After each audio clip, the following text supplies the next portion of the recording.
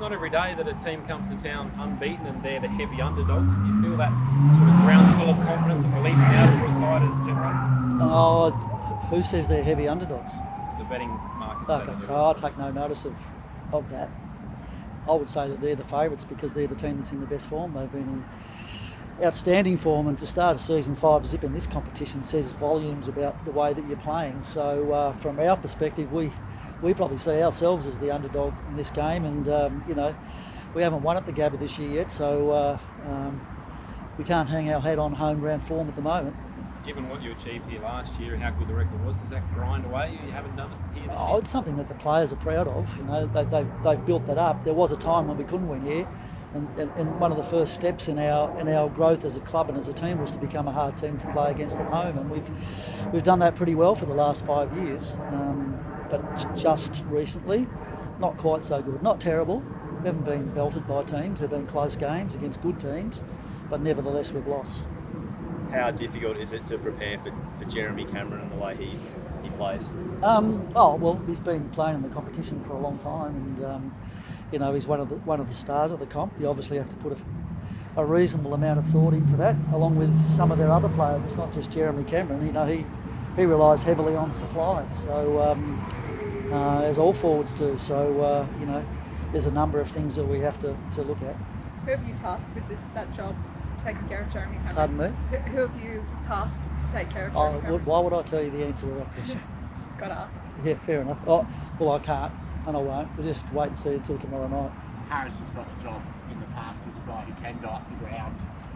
When Jeremy Cameron goes up the ground, he can do that, but he also lose his intercept marking and what he does creatively to take the ball over. That's another way of asking that question, mate. Not answering it. Jared Lyons is the guy that you opted to bring in. Can you tell us your thinking there? Well, he's in as the sub. He's in great form, very, very good form, and sometimes during a game you need a bloke to come on and add a little bit of impact around the contest, and we feel like we've got other players within our team that give us the variety that we need to cover other losses if that's required.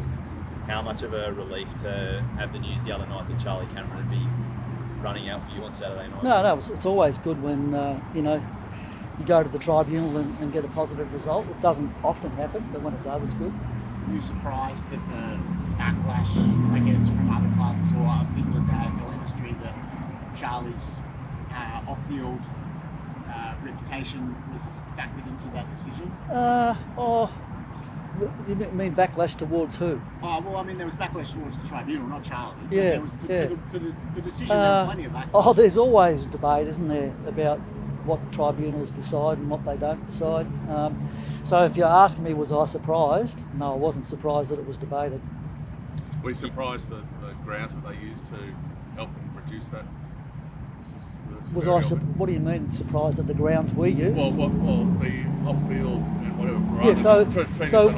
So when you go to the tribunal, you use everything at your disposal to try and free up your player, which every club does. And if a bloke's got a good record, he's played 200 games and he's never been suspended for a match, you would at least give that a mention, I think. Otherwise, you'd be remiss in your duty to that player. So it was mentioned. I'm pretty sure it wasn't the main reason why the charge was downgraded to low impact. I think if you look at that incident and you look at Lever, we're talking about impact here. So for me, impact is impact. So was Jake Lever hurt? No, he wasn't. Did he go off for a concussion test? No, he didn't. Was there a medical report from the Melbourne Football Club about his condition? No, there wasn't.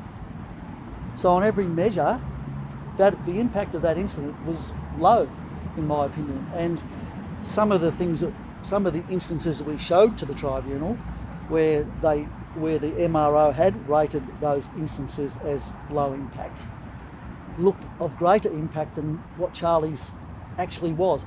I'm talking about the impact here, not the potential for serious injury, just the impact. So if you look at just the impact, it was a really strong argument that it was low, and that's why we argued that. The tribunal did find that it was medium impact though. They used the off-field stuff as a downgrade. But yeah, they talked about it was at the low end of medium impact. I'm arguing to you that it was low impact.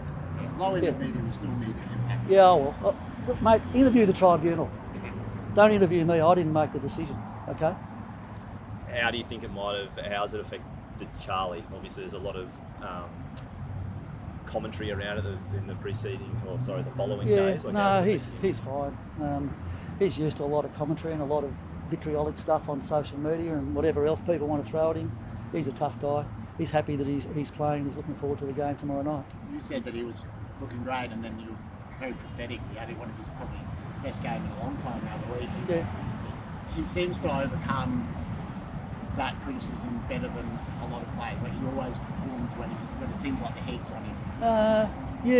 Look, possibly. I don't know. You must have a history book on Charlie Cameron, because for me he plays pretty well most weeks, and bad patches of form are quite rare for Charlie. So I'm not quite sure what you're talking about. He was struggling a little bit this year, and I did reference it last week. But I did tell you why I thought he'd been struggling a little bit. He had about 6 different surgeries on his teeth over the course of the pre-season. He had flu twice in the last 6 weeks. He wasn't himself, but I could tell the week leading into the game last week that he was. His energy was back, so it didn't surprise me that he played well. What about Zach Bailey? That's obviously a bit of a loss. He's been good, hasn't he? Every time you lose a player, it's a loss, but all clubs lose players. It's all part of the season, so he's been playing well.